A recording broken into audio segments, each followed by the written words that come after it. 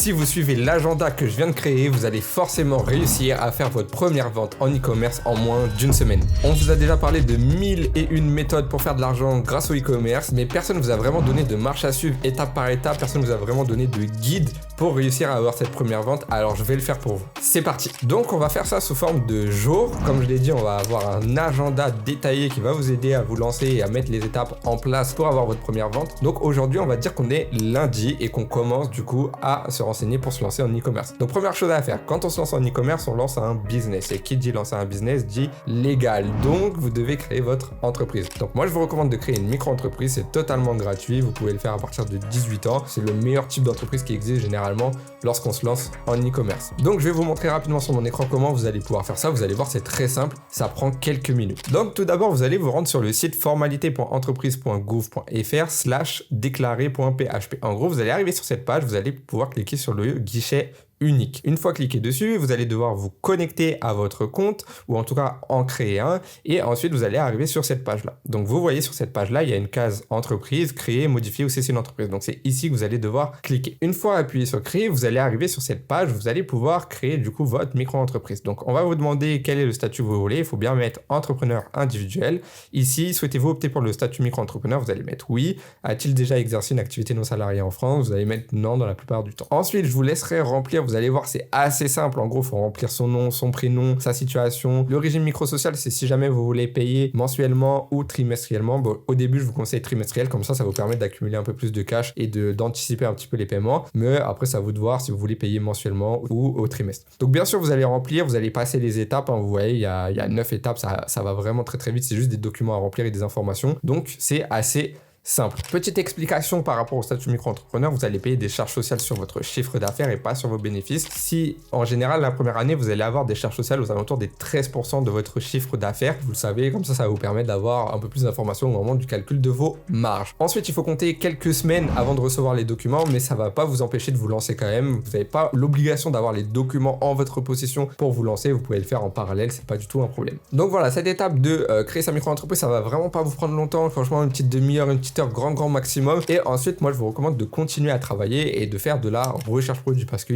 vous allez devoir trouver des bons produits à vendre. Donc par rapport à ça, moi je vous recommande des produits qui répondent à un problème, qui peuvent se vendre à un maximum de gens, qui ont une très bonne marge, qui sont tendance et qui n'ont pas trop de concurrence dans le marché que vous voulez cibler. Comme ça, vous avez directement les critères qui sont les plus intéressants lorsque vous faites vos recherches. Donc ensuite, vous allez pouvoir vous rendre sur un outil qui est gratuit, qui s'appelle la Facebook Ads Librairie pour trouver ce type de produit-là. Donc typiquement, on pourrait aller sur le marché français, mettre toutes les publicités ici et ici mettre des filtres de mots-clés. Par rapport aux mots-clés, je vous conseille d'être assez large. Donc par exemple, vous pouvez mettre juste moins 50% pour tomber sur à peu près toutes les publicités qui font du e-commerce et qui mettent les mots moins 50%. C'est souvent très utilisé. Ensuite, vous avez un onglet filtre. Vous allez pouvoir filtrer. Donc déjà, langue, vous allez devoir mettre français. Ici, vous allez pouvoir mettre tous les types de contenus multimédia. Ici, je vous conseille de mettre les statuts en ligne. On veut pas des pubs qui n'existent plus, des pubs qui sont actives. Et ici, je vous conseille de mettre des dates. Donc, ma recommandation, c'est d'aller chercher des produits qui sont récents. Donc là, au moment où j'enregistre cette vidéo, on est fin juillet. Donc, on pourrait regarder des produits qui ont été lancés entre le 1er juillet et le 14 juillet et qui sont encore actifs le 27 juillet. Ça voudrait dire qu'il y a des chances que ce soit des très bons produits. Ensuite, ici, vous allez tomber sur des annonces qui n'ont rien à voir avec du e-commerce. Donc là, il va falloir chercher un petit peu. Et dès que vous trouvez des produits qui ressemblent à du e-commerce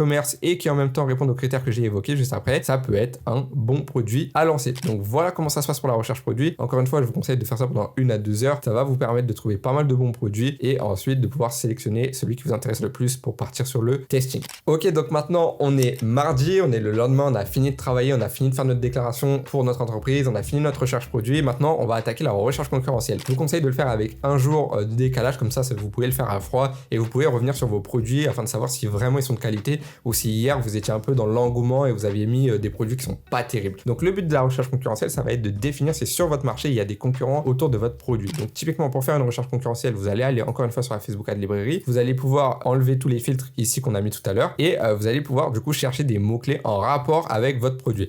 Typiquement, l'idée ça va être de trouver tous vos concurrents. Donc vous allez devoir mettre des mots que vos concurrents pourraient utiliser. Donc par exemple, si je vends des chaussures orthopédiques, et ben ici je viendrai mettre chaussures orthopédiques, parce que mon concurrent, s'il vend des chaussures orthopédiques et qu'il n'a pas mis ça dans sa publicité, ce serait assez étonnant. Donc je vais mettre chaussures orthopédiques. Du coup, ici, je vais avoir tous les concurrents. Donc là, on a du plus récent au plus ancien. Et là, il va falloir fouiller. Par exemple, si lui, c'est mon concurrent, ok, je sais que Comfit, c'est un concurrent, Tarimi, ça peut être un concurrent, etc., etc. Et là, votre objectif à vous, ça va être de défiler et de trouver tous vos concurrents. Si avec chaussures orthopédiques, vous ne trouvez pas, vous pourriez essayer, par exemple, avec d'autres mots-clés en rapport avec votre produit. L'idée, c'est vraiment de tester un maximum de mots-clés pour avoir le maximum de chances de trouver tous vos concurrents. Ensuite, vous faites un petit bilan. Ok, est-ce que vous avez trop de concurrence pour que ce soit testé? Est-ce que vous n'avez pas de concurrence et du coup, c'est intéressant? Moi, je vous recommande vraiment de lancer des produits dans lesquels il n'y a pas de concurrence. Surtout si vous êtes débutant, ce sera beaucoup plus simple pour obtenir votre première vente. Donc normalement, à partir de là, vous allez pouvoir définir le produit que vous voulez lancer parce que vous l'avez trouvé hier. Aujourd'hui, vous avez vérifié la concurrence, vous avez vu qu'il n'y a pas trop de concurrence. Donc sur tous les produits que vous avez trouvés hier, il y en a qui vont pas passer, mais il y en a certains qui vont passer, c'est obligatoire. Donc du coup, vous allez pouvoir sélectionner votre premier produit. Une fois que vous avez sélectionné votre premier produit, vous allez pouvoir créer votre boutique en ligne pour mettre en avant vos produits.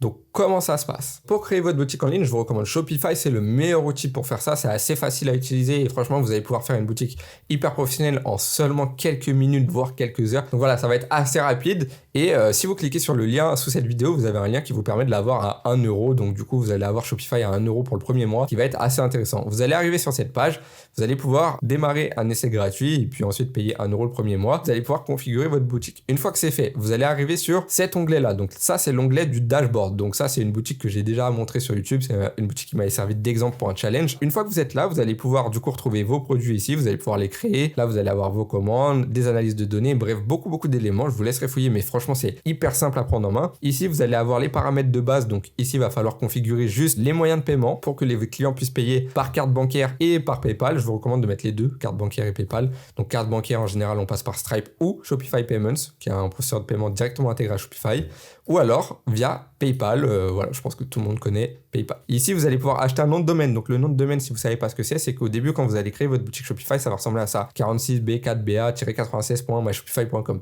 Ça fait pas très nom de marque, donc je vous conseille de créer un nom de marque et du coup d'acheter votre nom de domaine. Le nom de domaine, c'est le nom de votre marque.com, .fr, etc. Donc voilà, c'est juste deux éléments à configurer au début. Ici, vous allez pouvoir créer votre produit, mais je vais vous expliquer un petit peu après comment ça fonctionne. Et ici, dans boutique en ligne, vous allez pouvoir créer votre boutique en ligne. Donc comme je l'ai dit, c'est super simple. Donc pour ceux qui savent pas, vous avez des thèmes préconfigurés par Shopify. Donc en fait, vous n'avez rien à coder, vous avez juste à faire des empilements. Donc vous allez voir, c'est très simple. Vous cliquez sur personnaliser et vous allez pouvoir faire un peu tout ce que vous voulez. En fait, à gauche, on va avoir un éditeur avec énormément d'éléments de personnalisation pour avoir un site qui est assez professionnel, assez intéressant. Donc forcément, le premier site, il va peut-être être un petit peu plus long à mettre en place parce que du coup, vous allez prendre en main l'outil, mais vous allez voir que par la suite, ça va aller vraiment très vite. Donc là, par exemple, là, j'ai mis une petite image, là, j'ai mis un petit peu de contenu, là, j'ai mis une image avec le produit, là, des petits éléments, etc. Et ensuite, l'élément le plus important à configurer, retenez bien ce que je vais vous dire là, c'est votre page produit, parce que la page d'accueil, c'est pas super intéressant. Nous, on va rediriger nos clients sur la page produit. Donc la page produit, voilà à quoi ça ressemble. Donc c'est vraiment un truc qui est assez simple, assez épuré.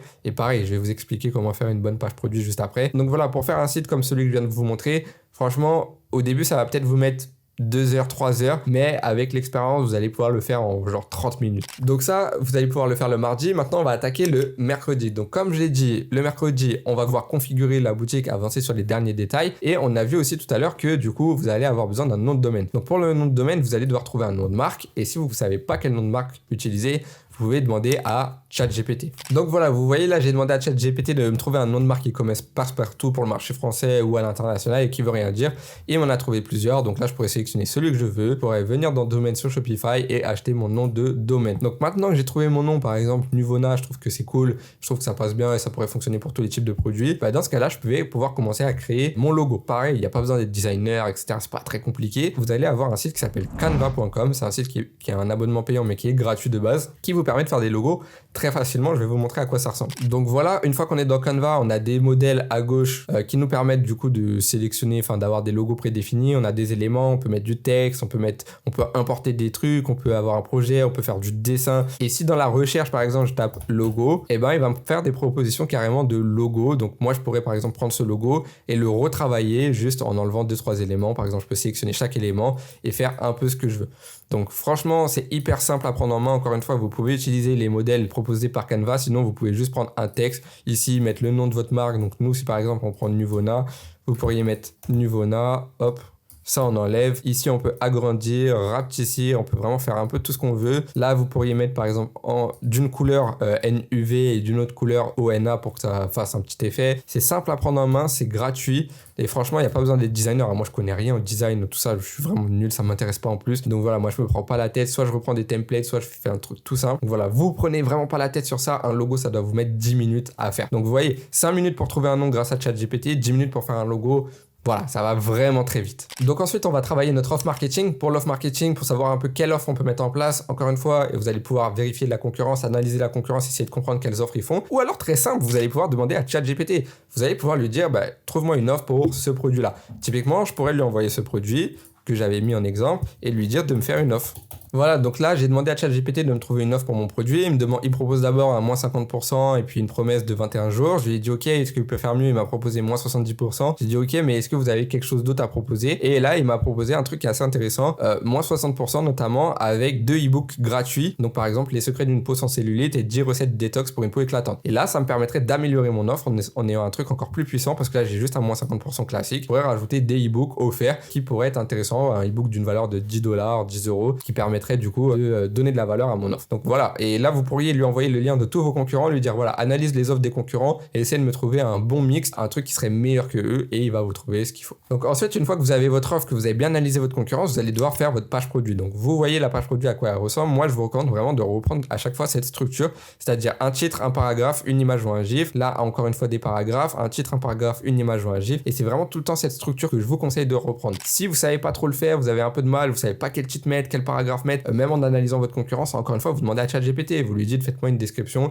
avec un titre, un paragraphe de 4 à 5 lignes pour développer les arguments les plus importants de mon produit. Vous envoyez le lien du produit et il va vous faire un truc super clean. Vous aurez juste à modifier les 2-3 trucs qui vous vont pas. Donc c'est tout pour mercredi. On arrive du coup directement au jeudi. Donc le jeudi, on va commencer à la création des créatifs publicitaires, c'est-à-dire des vidéos, des images publicitaires. Donc pour ça, encore une fois, on va pas se prendre la tête, on va pas se compliquer la tâche. Vous allez reprendre les créatifs des concurrents. Vous allez modifier 2-3 éléments. Soit vous modifiez par exemple le début de la vidéo, soit vous modifiez la musique, soit vous accélérez un petit peu la vidéo, ou alors même s'il y a un concurrent qui fait des gros résultats avec une créative qui a l'air d'être parfaite pour vous, vous la reprenez telle quelle, vous la mettez dans la bonne langue, vous changez juste un tout petit élément et vous lancez comme ça. Franchement, c'est pas du tout un problème et même comme ça vous pouvez avoir des très très bons résultats. Si vous débutez, je vous conseille pas de partir dans des montages sophistiqués pour faire vos publicités. Reprenez ce qui marche, faites-le à peu près à votre manière et vous allez voir que ça va très très bien marcher. Donc pour ça, je vous laisse quand même pas mal de temps parce que le fait de faire des vidéos publicitaires ou des images publicitaires, ça peut prendre un peu de temps. Donc on va dire que vraiment la journée du jeudi, elle va être assez réservée à ça, plus le fait de trouver la stratégie que vous voulez utiliser. Donc est-ce que vous voulez faire de l'organique ou est-ce que vous voulez faire de la publicité? Donc l'organique, c'est par exemple faire des TikTok où vous postez sur TikTok vos vidéos de votre produit et espérer faire des ventes en ramenant du contenu organique sans pousser par de l'argent, donc en faisant des publicités. Ça peut marcher, mais ça peut être long et puis ça peut être un peu compliqué. Ou alors ce que je vous recommande, faire des publicités payantes. Dans ce cas-là, il faudra juste choisir votre source de trafic,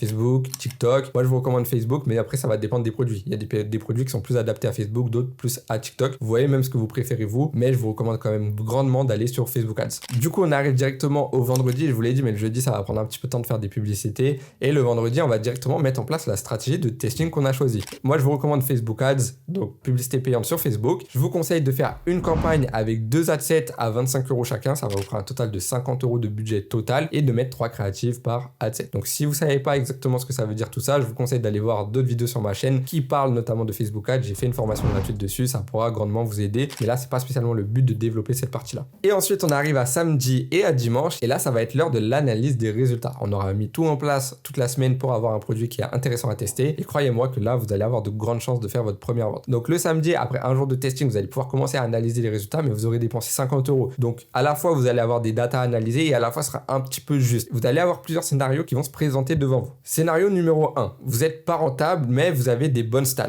Dans ce cas-là, je vous conseille de laisser tourner tel quel sur la deuxième journée. Scénario numéro 2. Vous n'êtes pas rentable et vous avez des mauvaises stats. Donc pas de vente, pas d'ajout au panier, des coûts par clic assez élevés. Dans ce cas-là, encore une fois, je vous conseille de couper directement vos publicités. Scénario numéro 3, vous êtes rentable, que vous ayez des bonnes stats ou des mauvaises stats, vous laissez 24 heures de plus, quoi qu'il arrive. Et ensuite, vous allez devoir optimiser sur 1, 2 et 3 jours afin de voir ce que vous allez faire. Si vous êtes rentable sur 2 jours, vous allez pouvoir augmenter les budgets. Si vous n'êtes pas rentable, essayez de comprendre pourquoi, analyser et optimiser afin de garantir des résultats sur le long terme. Encore une fois, pour l'analyse et l'optimisation des résultats, j'ai fait une vidéo dédiée sur ma chaîne, donc je vous conseille d'aller la voir si vous voulez en savoir plus à ce sujet. ou même de venir sur mon canal Telegram gratuit avec le premier lien dans la description parce que je partage beaucoup d'informations sur Facebook, donc comment analyser les résultats, comment optimiser, et je montre même des cas concrets parce que souvent j'analyse mes propres boutiques et je vous dis ce que je fais par rapport aux data. Donc voilà, j'espère que cette vidéo vous a plu. Si c'est le cas, n'hésitez pas à me le dire dans les commentaires, n'hésitez pas à mettre un petit like, à vous abonner et à rejoindre mon canal Telegram gratuit si vous voulez en savoir un peu plus sur le e-commerce, en savoir un peu plus au niveau des stratégies de testing, au niveau des stratégies pour rechercher des produits. Je partage tout sur mon canal Telegram, donc c'est une mine d'or à informations pour l'e-commerce. Donc si vous n'y êtes pas encore, allez-y, c'est totalement gratuit. En tout cas, nous on se dit à bientôt pour une prochaine vidéo. Salut à tous.